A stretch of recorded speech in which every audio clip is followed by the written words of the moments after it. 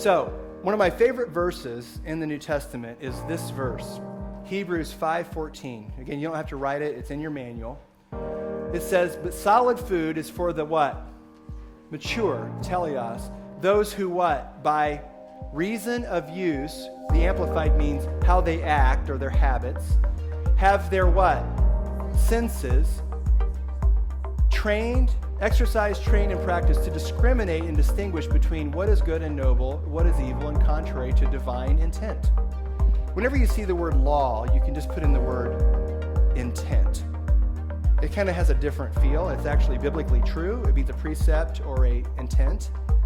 But law kind of has this, you get punished if you break a law. As opposed to, they could be called the 10 favors. Mitzvah is the word, right? 10 favors. Why? They're favors given to restore your original glory, not punish you if you miss them and put you in eternal punishment for sin. It's the other way around. Are just laws made to protect people? Not punish people. They're meant to protect people. And so that's what these are. But how did the disciples do this? They trained, exercised, and practiced to have their own senses. Some sixth sense? No. What are your senses? Eyes, seeing, smelling, tasting, hearing.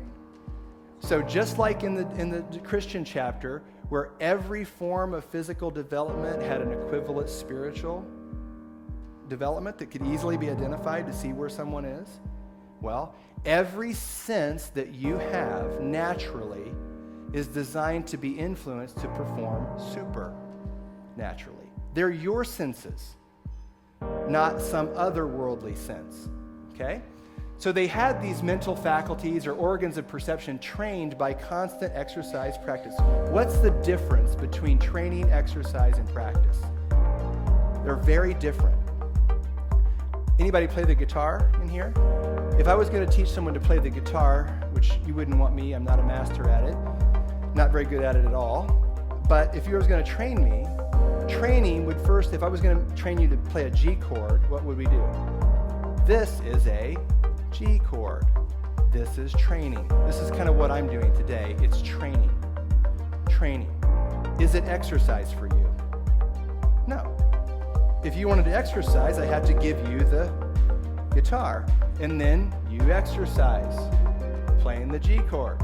And then I'm listening to hear how you're doing, and then coaching or provoking or inciting you to do it differently. What? Until it's perfect.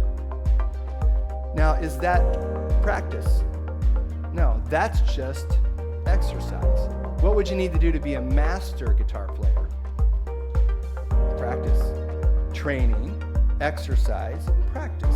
Every precept that you will ever discover in the Bible from God is mastered the exact same way. Know what He originally intended. Actually do it. Right? Exercise. That's why we call it exercising spiritual gifts. Exercise. But if you wanted to get really good at it, you'd probably have to practice a lot. Are you going to be perfect? No. So in your home, you got to create a safe place for a lot of failure. That's the only way you get good at anything.